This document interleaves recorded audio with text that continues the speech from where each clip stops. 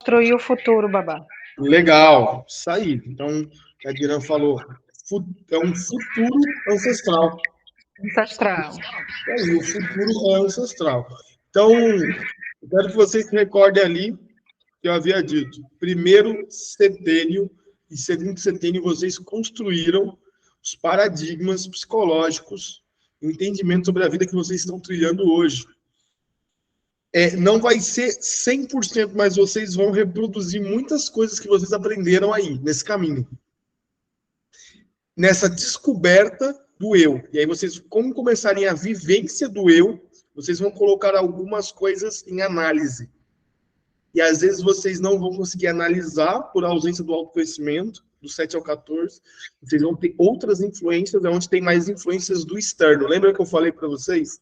Vocês vão ter, quando nasce, uma influência genética. O que é influência genética? Quando tinha o processo de escravização dos nossos ancestrais, os corpos dos nossos ancestrais eram jogados no mar. E isso fornecia como se fosse comida para peixe, para tubarão, no caso. Foram tantos anos, durante tanto tempo e tanto corpo ancestral jogado no mar, que os tubarões eles mudaram a rota natural. Isso foi transferido dentro de uma memória genética. Significa que nós temos memória genética. A pessoa preta, né, que nasce aqui no Brasil, ela tem a memória genética, infelizmente, do processo de escravização. Ela tem a memória genética do processo antropofágico, né, primitivo da escravização. E aí, você tem que entender que nós temos também essa influência.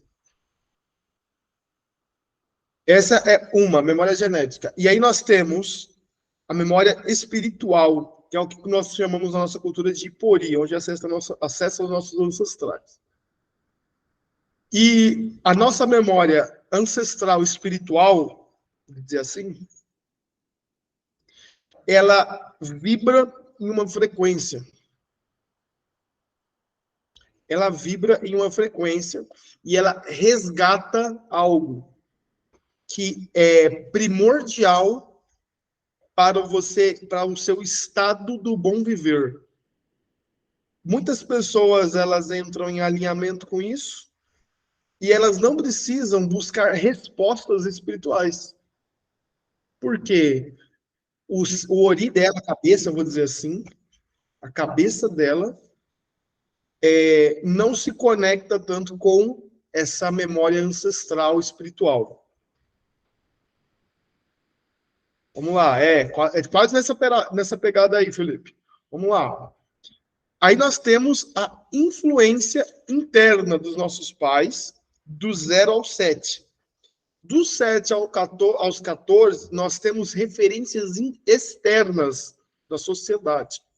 Os nossos pais também, né, eles viveram nessa sociedade. Então, eles vão refletir ensinamentos e a cultura do que a sociedade, né, reverberou para eles.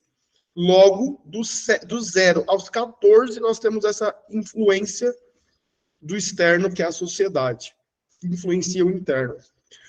Aí repara lá, que quando você chega dos 14 aos 21, 28, né? Dos 21 ali, ó, 14 aos 21, você entra na crise de identidade. Isso é, você teve uma consciência do seu eu do 0 ao 7. Dos 3 aos 5, você entrou numa fase que é considerada, né, do narcisismo. É o eu sobre todas as coisas, da forma que eu quero, da forma que eu me sinto bem, eu mando, eu desmando. Tá? Tem pessoas que vão passar por essa fase, quem não passou aí, se prepara. Tá? E aí, dos 7 aos 14, você vive aquilo. Isso é, se você teve, né, uma coordenação, uma orientação sobre o seu eu narcísico, né, ali dos... acho que a Ju pediu alguma coisa. Dos 7 ao 14, você vive aquilo. Se você não teve uma boa orientação, um bom alinhamento, com esse reconhecimento do eu, e você acreditou de fato que tudo eu mando, eu posso, eu isso, eu aquilo, normalmente quando você chegar lá nos 28, 35 e tal, você vai ainda estar vivendo isso. 42, você ainda vai estar vivendo isso. Talvez nos 49, 50 você mude. Então, olha como é importante esse primeiro setênio. Se a pessoa não teve o narcisismo dela, a criança não teve o narcisismo dela controlado, ou, vamos dizer, bem orientado, melhor dizendo, né? Controlado é muito forte. O que acontece? Ela cresce assim, com esse sistema de entendimento sobre o que é eu e a vida. Então, ela tem um egocentrismo acima de todas as situações. É o eu. Tudo é eu. Ela cresce com esse reflexo.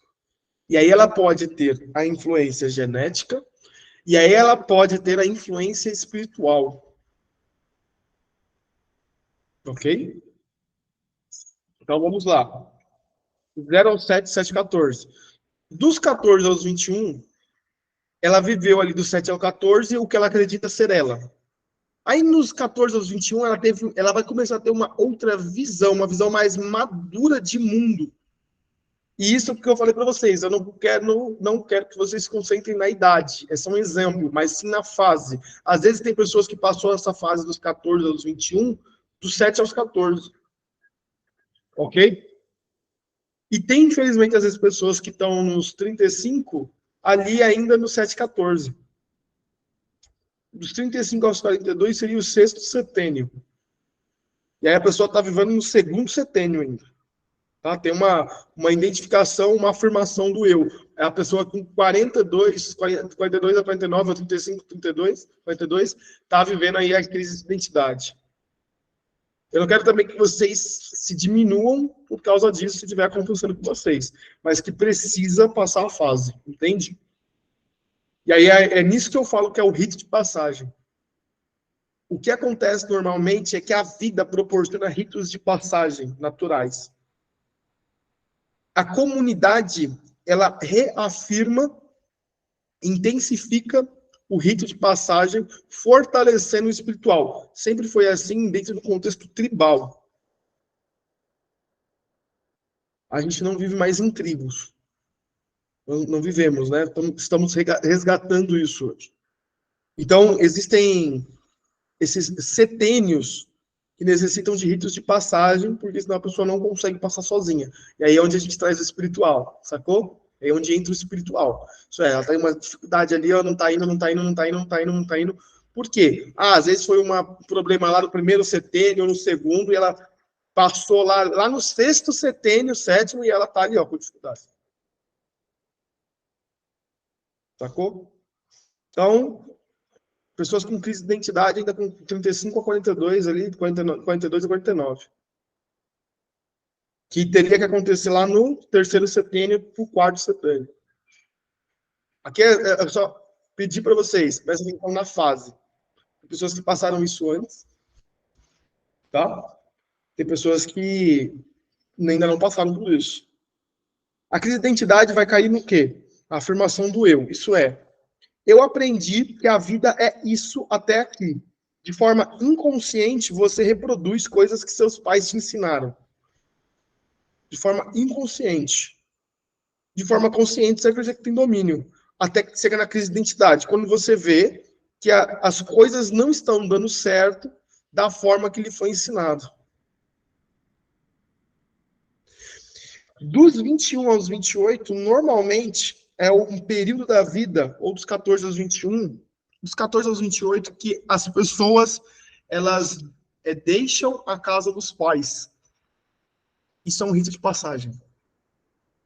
Tem pessoas que deixam tudo bem, tá lá, e tudo segue a vida e aprende ali, né?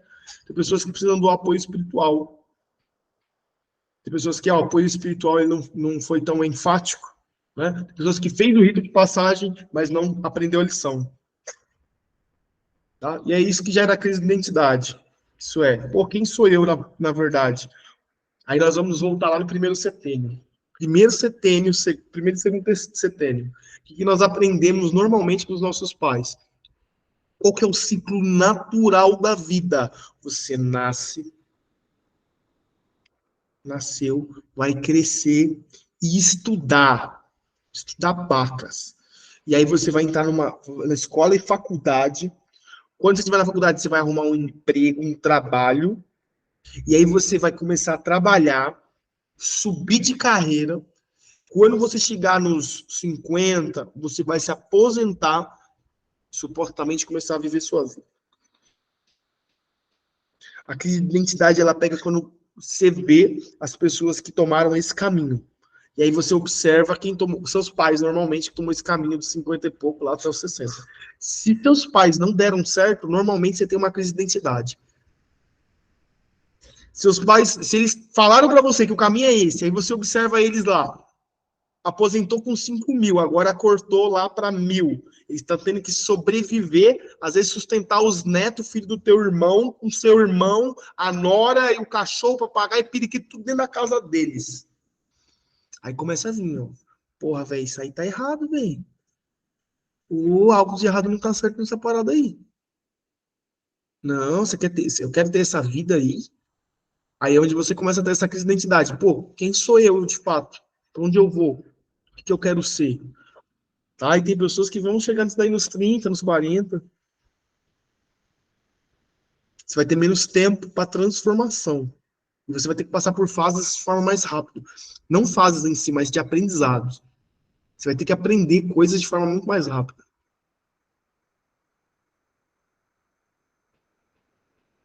Porque é como se nesse nível você tivesse atrasado. Então você tem que, ó, bora, corre atrás do preju.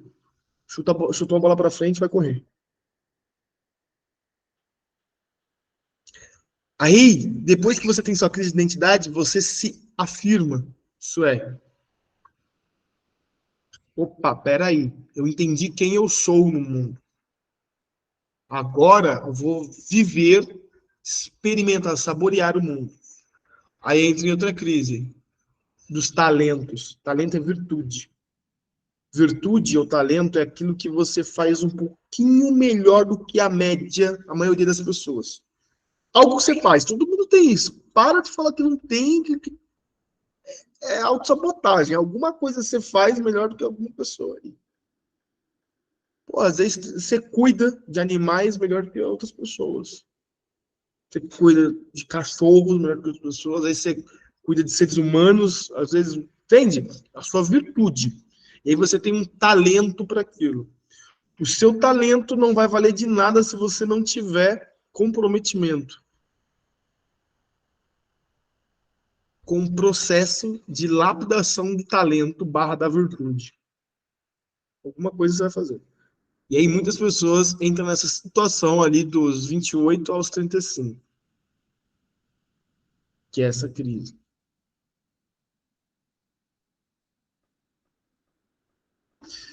E aí, o que vai acontecer, né? Assim que você descobre isso, exatamente, comprometimento. Então, assim que você se descobre a sua virtude, você vai querer viver isso. E aí você vai se afirmar e viver aquilo que você encontrou de você mesmo. E aí você vai se afirmar como ser humano e para a sua comunidade. De fato, é isso. Tem pessoas que já passaram por isso, tem pessoas que não passaram por isso. É fase.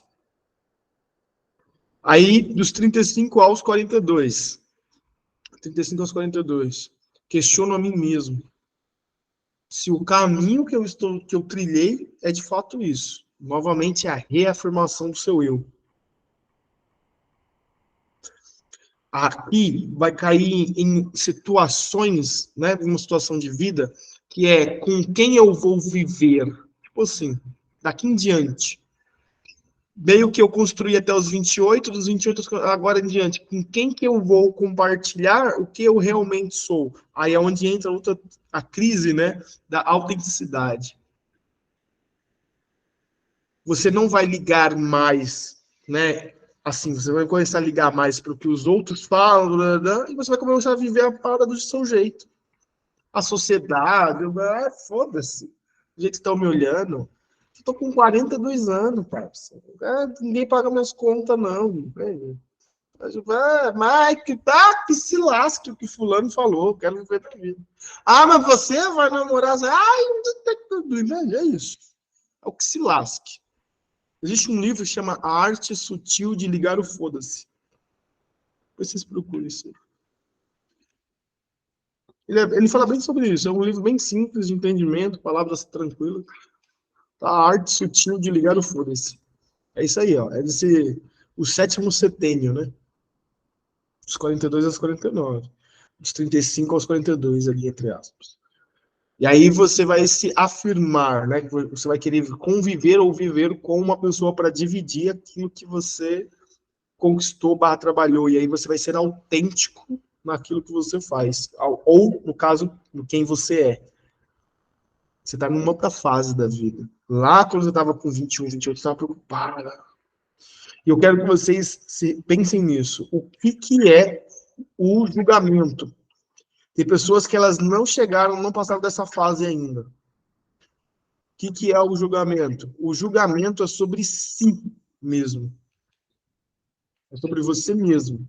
Então, muitas pessoas elas não estão vivendo ou sendo quem elas são porque elas têm receio do que o outro pensa. Que, na verdade, não é o que o outro pensa, mas é um receio, um medo dela descobrir qual que é o julgamento dela mesma. Ela tem medo que o externo descubra qual que é o julgamento dela, sobre ela. E é por isso que ela não é ela mesma. Por isso que ela não é autêntica, vou dizer assim. Se uma pessoa que camufla, ela tenta ser alguém que ela não é, sendo uma postura. É sempre não, tenho que me encaixar no padrão da sociedade ali, não, do que eles querem. Eu não consigo me entender e escolher quem eu sou. Por quê? Ela não tem essa autenticidade, porque ela não passou lá na afirmação do eu, nessa crise de identidade. Ela não passou essa parte ainda, só que ela já está com 42. Aí quando vem essa autenticidade, ela não consegue. A necessidade de ser autêntico, né? Vamos dizer assim, ela não consegue. Ela tem medo sobre o que vão falar da roupa, o que vão falar do jeito dela falar, o que vão pensar, né? Só que ninguém pensou ainda, a não ser ela. então é uma autocrítica. E a sociedade, ela nos proporciona um estilo de vida tão padrônico que a pessoa ela entra nessa autocrítica e ela deixa de viver. Ela deixa de ser ela mesma. Porque ela está pensando a forma que ela tem que ser para o outro.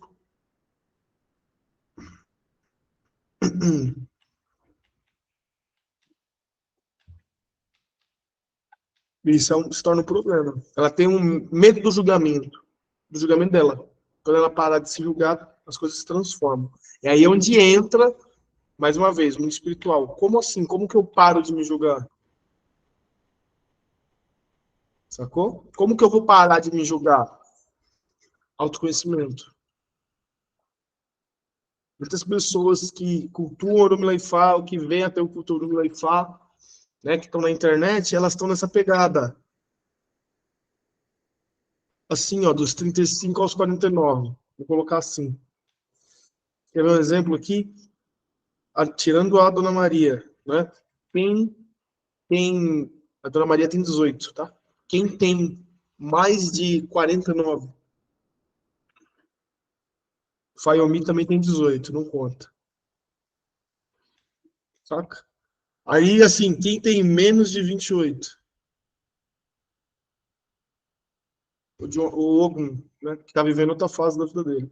Esse processo de afirmação aí, né? Ser autêntico. E aí, quando você busca autenticidade, né? E a sociedade, ela não te fornece as respostas que você busca, o ensinamento que você teve dos seus pais, os seus anciões, eles não fornecem essas respostas, nós vamos ao espiritual. E aí, quando nós encontramos no espiritual alguém que não passou por essa fase, isso não gera link. existe um termo da psicologia que se chama acoplamento neural, né? Você não faz o acoplamento neural. O acoplamento neural é como se eu estivesse contando uma história e aí vocês se encaixam, imaginam e entram no ritmo da história. E vocês não conseguem sair dela porque vocês precisam de desfecho. Isso é um acoplamento neural. Isso é, não teve esse acoplamento porque essa história não tem sentido. Essa coisa que esse cara tá falando não tem sentido. Ele não sabe o que tá falando, não tem vivência. Entende? Às vezes o Ori vai identificar que tem conhecimento, mas na prática não é assim. Quando abre a boca vai ver que não é assim. Algo lá no fundo incomoda. O que que é? Entende? Faz parte do processo. É como se fosse um processo seletivo. E aí, normalmente, as pessoas passam por vários lugares, né, buscando essas respostas espirituais. E essas respostas, né, na verdade, físicas, psicológicas, têm uma resposta, um entendimento também no espiritual. O espiritual, às vezes, ele vai agir de várias formas, né, dentro do ser, dentro da pessoa, de acordo com o que ela necessita.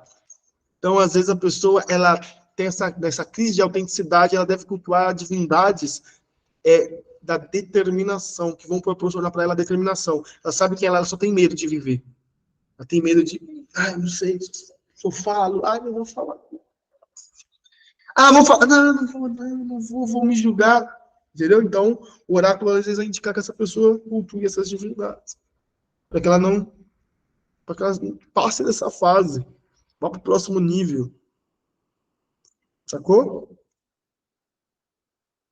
Vocês estão me acompanhando até aqui? Estão conseguindo acompanhar? Beni, Beco?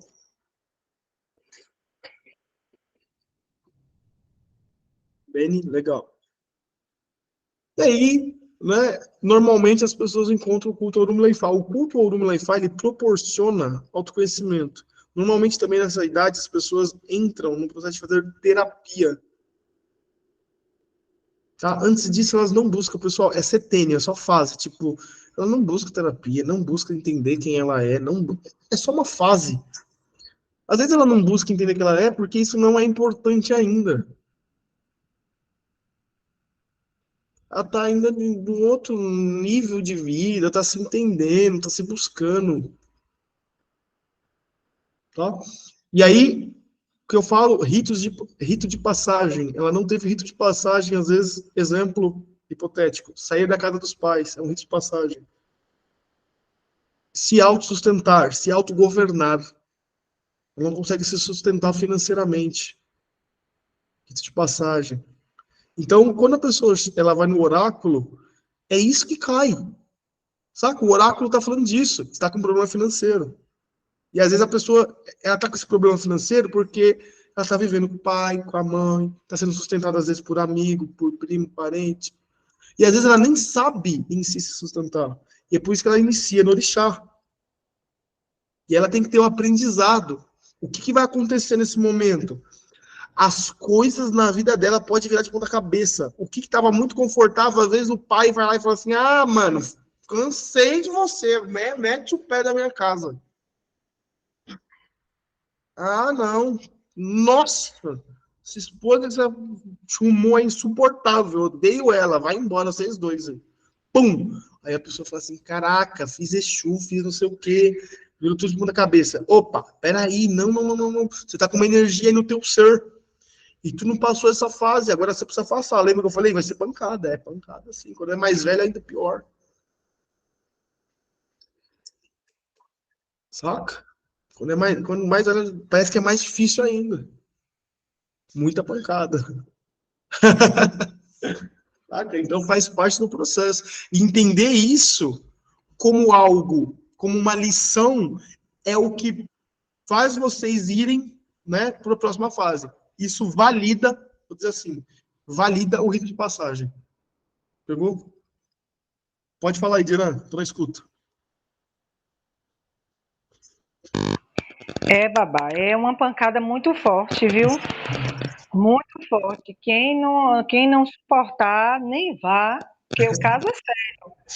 Mas a gente, né, entende que vai passar, né? É lição, a gente tem que aprender, né? A gente tem que se tornar cada dia mais adulto, né? E como o Babá sempre fala, sentar na mesa dos adultos, né? E fazer terapia. Eu já estou nesses 35 e 42 aí, que eu acho que eu vou enlouquecer, mas eu não vou enlouquecer, não. Né? Depois dessa, e principalmente depois da iniciação de Exu, aí vem tanta indagação, é tanta indagação. Ave Maria. Falar igual o povo, Ave Maria. Mas, enfim, estou firme e forte, caminhando aos poucos e me entendendo. Axé, isso aí. Mas é exatamente isso aí. Então, aquele processo que às vezes a gente não soube interpretar ou não estava preparado, né, ele tinha que acontecer. E aí, quando você fez o rito de passagem, iniciou em Exu, tem uma, o Orixá, né, tem uma força dentro do teu ser lá. E essa força é o que você deve usar para passar a fase, para o próximo passo. Pô, já deu até aqui, já deu, agora é meu caminho. Né? Agora é outra situação, é o meu entendimento sobre a vida, é o meu reafirmamento sobre mim, é minha autenticidade. Né? Normalmente as pessoas falam assim, quando está no relacionamento, né? Ó, eu sou assim, se não me quer assim, ó, entendeu? Chegou nessa fase assim, eu sou desse jeito. Tô melhorando, vou melhorar, mas hoje eu sou isso. Se não quiser, já mete o pé que eu não quero perder tempo, não.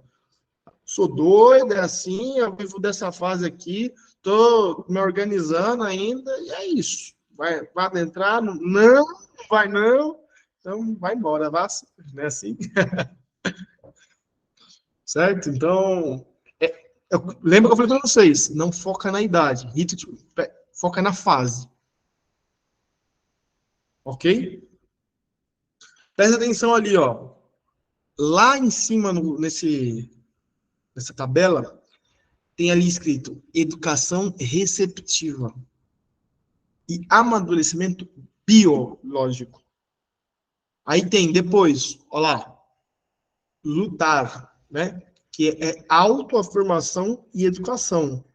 E aí você pode colocar até como reeducação, que é o amadurecimento psíquico.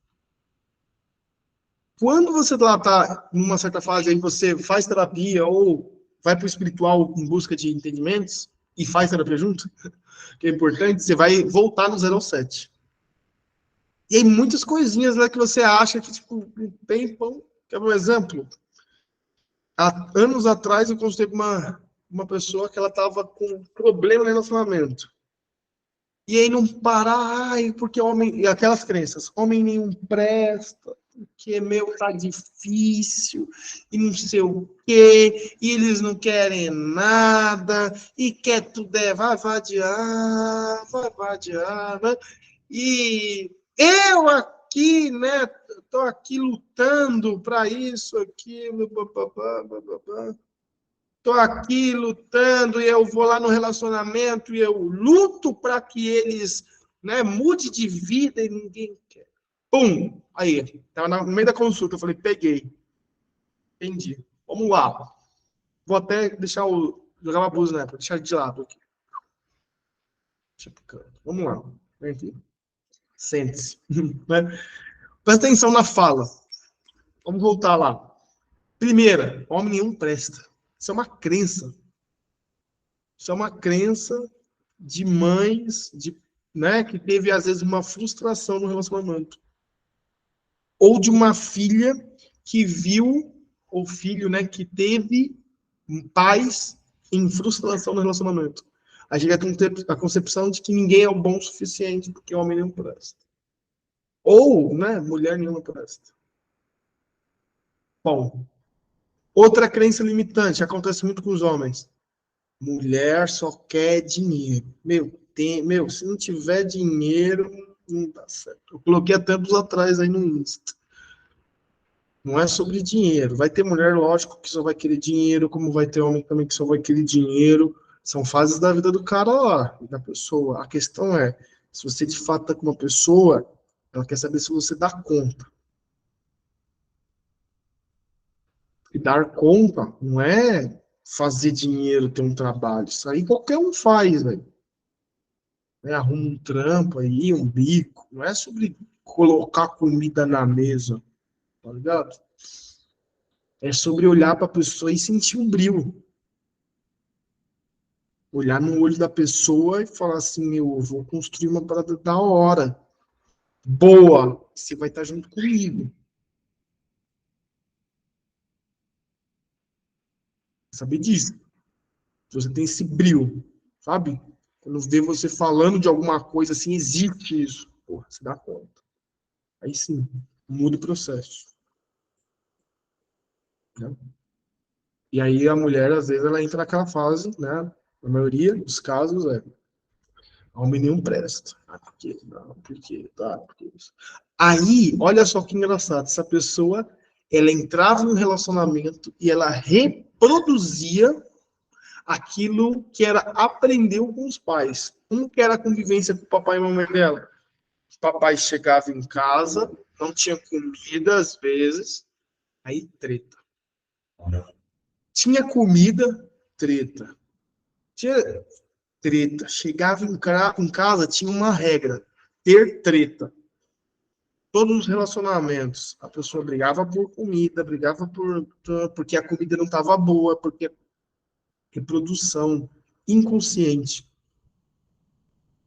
Homem nenhum presta, então o que você tem que fazer? Ser mãe deles. Aí, o que acontece normalmente é a mulher vivendo no Ocidente assumir uma posição de guerreira, que vai para frente, pá, é o que coloca comida na mesa, porque esses caras não têm competência, pá, mostrou.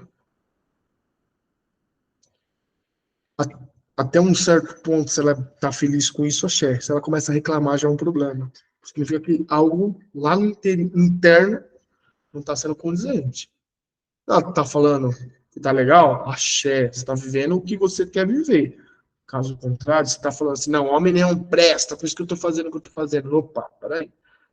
Significa que você está no papel da guerreira, da Viola Davis lá, né?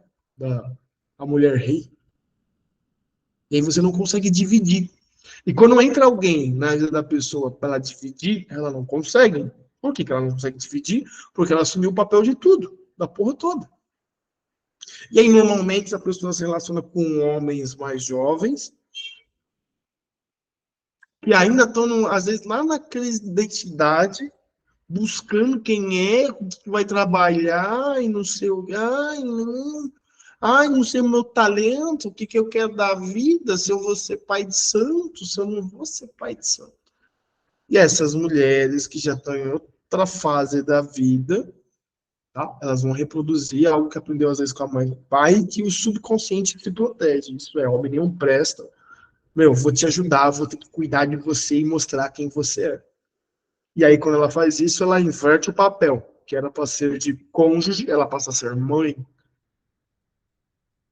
Ela vira mãe.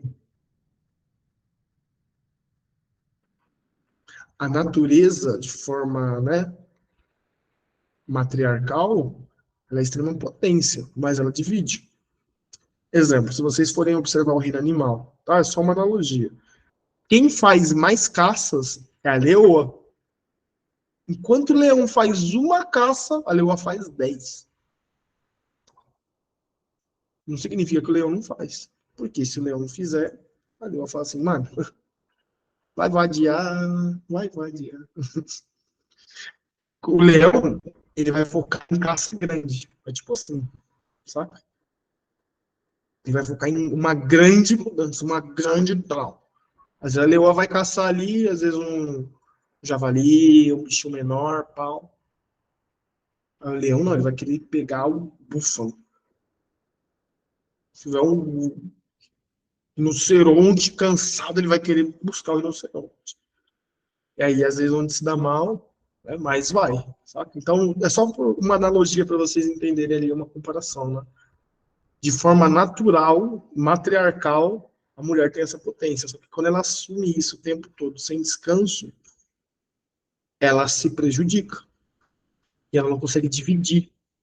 E se ela não encontra um parceiro ou parceira, tá? Não estou falando sobre anatomia só. Um parceiro ou parceira consegue dar conta do recado, ele não consegue se impor, ele não consegue falar, opa, peraí, vamos lá, vamos conversar. a gente vai viver junto, mas é assim. Eu vou fazer isso, isso, isso, e você vai fazer isso. A gente vai dividir essas paradas aí. Porque senão não tem função no relacionamento, não tem para que a gente estar junto. Só que isso não vai, você não espera isso de alguém muito jovem.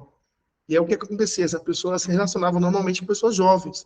Porque não era em si sobre o ato de viver junto, e sim sobre o ato de cuidar de alguém, que é diferente. O ato de ser mãe de alguém e reclamar e tretar, porque não tá bom assim, não tá bom assado, não tá bom. Nós temos a nossa influência e vivência do matriarcado, né, ancestral. Só que nós estamos vivendo em um cenário diferente. E isso exige adaptações. Exige entendimento. Se torna necessário compreender o cenário que você vive e a história desse cenário, como que você hoje se encaixa nisso, quem você está sendo e quem você tem que ser para você manter na tua vida um estado de harmonia e do bom viver. Aí a pessoa chega lá, ó, 4249. Eu tenho minhas respostas. Eu quero isso, isso, isso da minha vida, eu vivi essa parada toda. Que é o que ela busca o amadurecimento espiritual. Muitas pessoas aqui estão fazendo o quê? Buscando o amadurecimento espiritual. Então, olha, muitas pessoas estão vivendo uma certa fase em um dado momento, numa área específica, e outra fase em outra área. Muitas pessoas buscam essas respostas espirituais, né, esse auxílio espiritual, para resolver essas outras paradas aqui. Aí a pessoa vai conseguir compreender novos valores que foram transferidos pela espiritualidade. Isso aqui é uma tabela que ela é vista dentro de um contexto ocidental, que é do nosso cenário, o cenário que nós vivemos.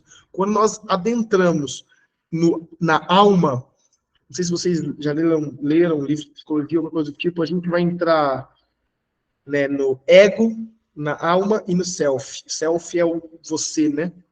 A Inobles traz um self coletivo. Eu sou porque nós somos. É filosofia africana. Quando a gente começa a compreender um estado de maturidade, entendimento espiritual sobre nós e quem somos, reafirmando aquilo que nós, e nos potencializando, nos refinando naquilo que nós vivemos e em quem somos, você começa a viver uma nova missão. Que aí já é um contexto espiritual.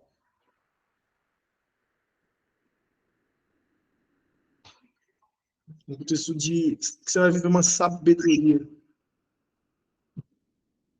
Aí não significa que é o fim, tá? Significa que é uma nova missão, um recomeço. Estão conseguindo pegar até aqui? Estão comigo? Deixa eu tirar um print até desse mapa aqui. Depois eu vou enviar para vocês lá no grupo.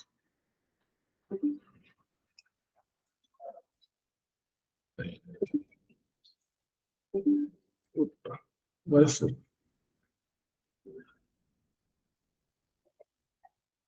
Aí vocês buscam no Google. Deixa eu ver se eu faço download daqui da imagem.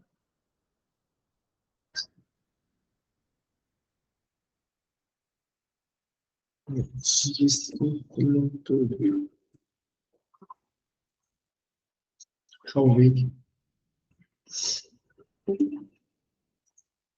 Pessoal, aqui, nessa situação, vocês vão começar a aprender sobre a espiritualidade e como a espiritualidade ajuda nesses outros setênios. E aí, com aquela dinâmica do Ori, lá, da psicologia, vocês vão entender basicamente qual setênio isso se encaixa. Pegou? Aí vão saber o que transformar. Quando vocês forem ao oráculo, vocês vão com respostas. A dúvida vai ser qual ritual. Mas o que você precisa, basicamente, vai estar ali. Ó. Você vai ter uma compreensão melhor do porquê fazer tal ritual. Fechou?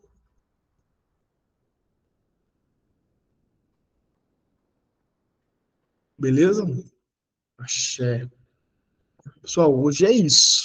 Tá? Senão, se estender o assunto, vai até de madruga aqui com vocês. Chutou, né, que gosta aí de psicologia, né? Fez a dinâmica da esfera lá com todo mundo lá na casa dele. Axé, velho. Até parar a gravação aqui. Alguém, alguma dúvida?